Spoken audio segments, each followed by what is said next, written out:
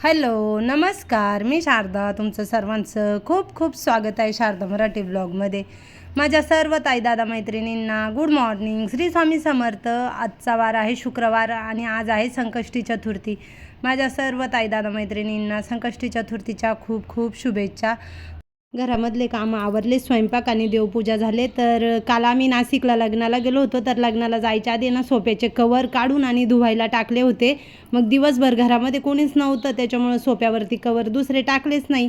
आणि आज हे कालचे धुतलेले वाळेल होते, तर मग म्हटलं चला दुसरे घडी घालून ठेवलेले ते काढा, ते टाका आणि यांची घडी घालून ठेवून द्या. मग मी काय केलं, जे काल धुतलेले होते ना तेच आज पुन्हा सोफ्यावर अंथरून दिले. सोफ्याचं वगैरे हे काम आवरून घेते. हे काम आवरल्यानंतर आहे ना घर पण एकदम नेटनेटका आणि क्लीन स्वच्छ दिसतंय. 7-8 दिवसापूर्वी सोफ्याच्या उशांचे कवर पण धुतले होते. घर झाडून काढायचं आहे. तर बरेचशा ताईंना आहे ना खूप कसली माहिती लागत होती. तर मी ह्या व्हिडिओमध्ये ना भरपूर माहिती सांगितलेली आहे, भरपूर काही गोष्टी दाखवलेल्या आहेत. तर व्हिडिओ शेवटपर्यंत बघा आणि व्हिडिओ आवडला तर चॅनलला सबस्क्राईब करा. आता बघा, काचेच्या खिडक्या पण किती व्यवस्थित चालतात, कारण त्याचे ट्रॅक एकदम स्वच्छ आहे. ट्रॅकमध्ये घाण असल्या ना का खिडक्या व्यवस्थित चालती नाही. इकडच्या तिकडं आता बघा, मी फक्त ढकलली तरी खिडकी तिकडे जाते. तर एवढे सुंदर आणि स्वच्छ माझ्या खिडक्यांचे ट्रॅक असतात. तर मला एका ताईंची कमेंट आली होती का ताई तुम्ही खिडक्यांचे ट्रॅक कसे स्वच्छ करतात. तर तो व्हिडिओ आपल्या चॅनलवर मी कालच अपलोड केलेला आहे, तर नक्कीच जाऊन बघा. काल नाशिकला एक लग्न होतं, तर लग्नाला गेले होते. काठापदराची ही साडी नेसले होते लग्नामध्ये आणि घरामध्ये सावलीतच वाळत ठेवली होती. तर आज व्यवस्थित घडी घालून कपाटामध्ये ठेवून देते. नवीन साड्या वगैरे ना सतत धुवायच्या नाही. काय होतं, धुतल्यानंतर ना साड्यांचा कलर पण जातो आणि साडीची जी शायनिंग वगैरे ना ती एकदम कमी होते. तर माझ्या तर सगळ्याच काही काठापदराच्या साड्या आहे ना, तर सगळ्या साड्याच धुतलेल्या नाही म्हटलं तरी चालेल. फक्त अशी वापरल्यानंतर आहे ना व्यवस्थित एक दिवस अशी घडी घालून ठेवते आणि त्याच्यानंतर मस्तपैकी ठेवून देते. तर बघा, छान अशी घडी घालून आणि बॅगमध्ये घालून ठेवून दिली. इथे आता सोफा व्यवस्थित तर झाला. आता बेड व्यवस्थित आवरून घेते. फरची पुसायच्या आधी ना हे सगळे कामं करायला लागतात. तर बेड मी सकाळीच व्यवस्थित आवरून घेतला होता. पण मला बेडविषयी पण भरपूर ताईंच्या कमेंट होत्या का ताई तुम्ही बेडशीट बेडवरती टाकतात तर ते गोळाच होत नाही, तुम्ही कशा पद्धतीने बेडशीट गादीवरती अंथरता ते पण आम्हाला सांगा. तर त्याचा पण आपल्या चॅनलवर कालच मी शॉर्ट व्हिडिओ टाकला आहे. तर तो व्हिडिओ पण शेवटपर्यंत बघा, म्हणजे तुम्हाला समजेल. आणि हा व्हिडिओ मी बनवला होता, पण माझ्याकडून आहे ना डिलीट झालं. डिलीटच्या बटनावर हात पडला आणि व्हिडिओ डिलीट झाला. आता पोर्चमध्ये कपड्यांना दोऱ्या बांधल्या म्हणजे सावलीत कपडे वाळतात. आता संध्याकाळचे 4:30 वाजत आले आणि आमच्या इकडे आता आहे बोहडा. हे बघा, मौत काकू आणि ते सेटअप तयार करायचं काम चालू आहे. खूप छान वाटतं आहे. मस्त 7-8 दिवस यात्रा असते. आता फ्रेश वगैरे होते, चहा ठेवते, चहा घेते आणि कपड्यांच्या घड्या घालायच्या आहे. आत्ताच ते कपडे धुतले ते नाही, पण कालचे कपड्यांच्या घड्या घालायच्या बाकी आहे. तर त्या कपड्यांच्या घड्या घालते. जरा वेळ चौपाळ्यावर बसले, खूप भारी वाटतं आहे. हवा खूप येते, एवढा ओपन स्पेस आहे ना, तर याच्यातून हवा खूप छान मस्त असं थंडगार हवा, AC ही पेक्षा भारी हवा येते. तर छान वाटतं. आम्ही तर घरामध्ये AC पण लावलेला नाही, कारण ACची गरजच नाही आम्हाला. हीच हवा एवढी छान घरामध्ये येते.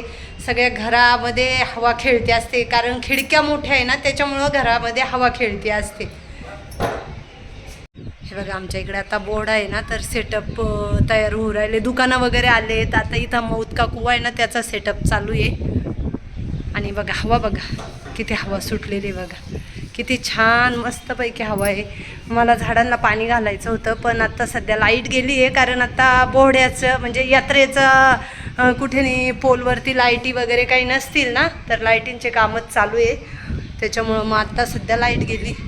हे बघा, ब्रह्मकमळचं झाड ते पण लावलेलं आहे आणि स्नेक प्लांट पण लावलं आहे. त्याचे काही पानं कट करायचे, जरा खराब झाले आहेत. इकडच्या बाजूला आहे ना सर्व फ्लॅटवाल्यांचा जाण्यायेण्याचा रस्ता आहे आणि इकडनं आहे ना नेट लावलेली, जाळी लावलेली आणि जाळीवरती आहे ना आत्ताच परवाच्या दिवशी आम्ही दोघांनी मिळून मस्त अशी नेट लावून घेतली, म्हणजे एकदम छान दिसतं आहे. आणि पपईच्या झाडाला बघा कशा मस्त अशा पपया आलेल्या आहेत. आंब्याचे 2 झाडं आहे, पण त्यांना काही अजून कधी आंबे वगैरे आलेलेच नाही, एवढे वर्षात नाही आलेले.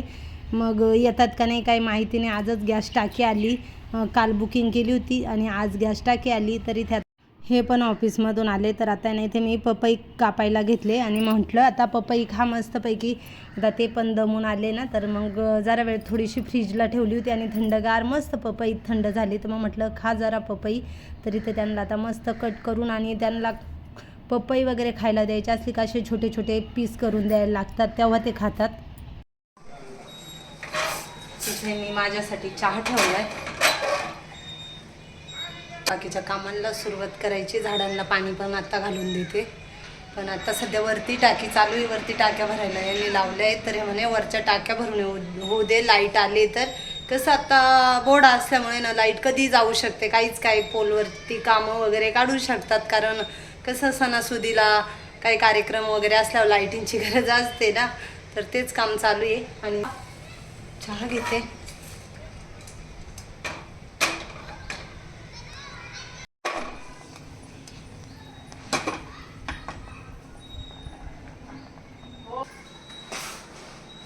आज डायनिंगवरचे मॅट धुवायला टाकले आणि आता दुसरा मोठा आहे ना मॅट रनर, तो टाकते. तर मागे ना एक कमेंट आली होती डायनिंग टेबल विषय, का ताई तुमचा डायनिंग टेबल खूप छान आहे, कधी घेतलेला आहे? तर हा डायनिंग टेबल 2016 मध्ये घेतला आहे आणि 6 खुर्च्यांचा आहे. तर इकडच्या 2 खुर्च्या भिंतीलाच लावलेल्या आहेत, त्यांची काय आम्हाला गरज पडत नाही. इकडची खुर्ची ठेवून दिली आहे कारण इकडनं फ्रीज उघडायला लागतं ना, फ्रीजचं दार असं उघडायला लागतं, त्याच्यामुळे फ्रीजला धक्का वगैरे लागेल, जागा कमी असल्यामुळे इकडची पण खुर्ची ठेवून दिली आहे. आणि फक्त आम्ही 3च खुर्च्यांचा वापर करतो. काच आहे डायनिंगवरती आणि पूर्ण डायनिंग हा लाकडी. त्याच्यानंतर त्याचं जे कुशन आहे ना बसायचं, ते सुद्धा तेव्हाच आहे, 2016 मध्ये डायनिंग टेबल घेतला आहे ना तेव्हाच आहे. तर खूप छान डायनिंग टेबल निघालाय. म्हणजे त्याचं जे डिझाईन वगैरे लाकडावरती जे कोरीव काम वगैरे आहे ना, ते पण एकदम भारी आहे.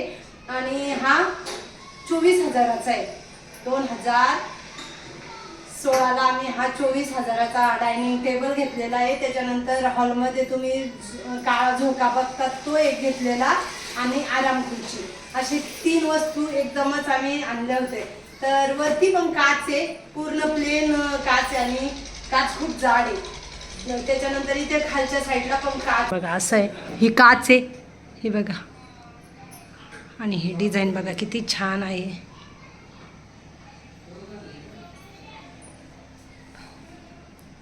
हे बघा, हे खूप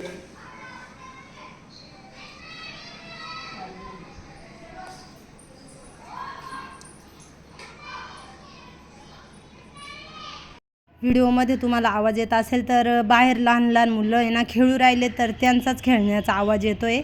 तरी ते आता डायनिंगवरती दुसरा रनर अंथरून घेते आणि ते छोटे जे प्लेटचे मॅट होते ना ते धुवायला टाकलेत. तर बघा मस्त असा डायनिंग टेबल आहे आणि फर्निचरला मॅचिंगच आहे. मला एका ताईंची कमेंट आली होती का ताई आमचं घराचं काम चालू आहे आणि किचन ओटा बनवायचा आहे, तर तुमचा किचन ओटा लांबीला आणि रुंदीला किती फूट आहे ते सांगा. तर आताच आम्ही मोजला, तर रुंदीला मी आधी सांगते 2.25 फूट आहे. तर हे बघा कम्प्लीट 2.25 फूट आहे. 27 इंच ना. हे बघा 2.25 फूट आहे.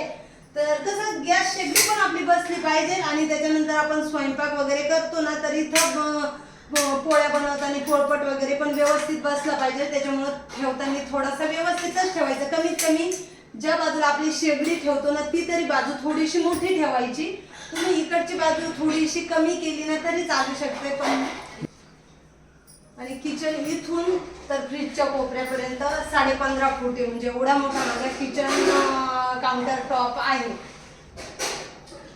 तर बघा त्याच्यामुळे ना काम करायला पण एकदम छान वाटतंय, प्रशस्त वाटतं. तर एवढा मोठा किचन ठेवलेला आहे. बेसिंगची जागा ठेवताना जरा व्यवस्थित ठेवा, मध्यभागी बेसिंग ठेवा. तर थोडीशी इकडनं जागा, थोडी इकडनं जागा, एक बाजूला ठेवा पण मध्यभागी बेसिंग ठेवा. कोणत्याही एकच बाजूला बेसिंग ठेवायचं. फक्त दिसताना ते एकदम व्यवस्थित दिसले पाहिजे, त्याचे 3 बाजूने एकदम छान जागेमध्ये बसले पाहिजे असं ठेवा. तर बघा असा एवढा मोठा आहे माझा किचन.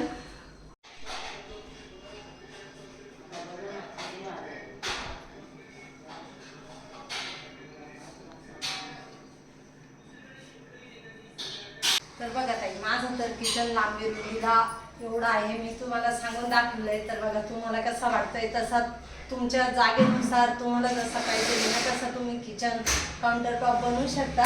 फक्त बनवताना आहे ना ही अशी काळी बॉर्डर बनवा, छान वाटते किचन. मला तर अशी काळी बॉर्डर बनवली ना का जी साईड पट्टी ना ती लावल्यामुळे ना किचन खूप छान दिसतो. आणि इकडनं पण अशी पट्टी लावून घ्या. त्याच्या वेळेस आपण किचन धुतो वगैरे ना त्यावेळेस पाणी सर्व काही बेसिंगमध्ये जातं. नाहीच तर ही पट्टी नाही ना लावली का सर्व पाणी इकडं खाली फरचीवर येतं आणि फरची खराब होतं, आपलं काम पण वाढतंय. त्याच्यामुळं इकडनं पण अशी पट्टी लावून घ्या का पाणी बेसिंगमध्ये जाईल. आणि इकडची पण पट्टी लावा, त्याच्यामुळे ना किचन एकदम बॉक्स आणि छान दिसतो. तर मला कमेंटमध्ये नक्कीच सांगा. बरेचशा ताईंना काही गोष्टींची माहिती लागत होती, तर मी व्हिडिओमधून सर्व माहिती मला होतं तेवढं काही सांगितलेलं आहे. तर माझं आता ना सर्व काही कामं आवरले आणि मी व्हिडिओचा एंड करते. कसा वाटला आजचा व्हिडिओ कमेंटमध्ये नक्कीच सांगा.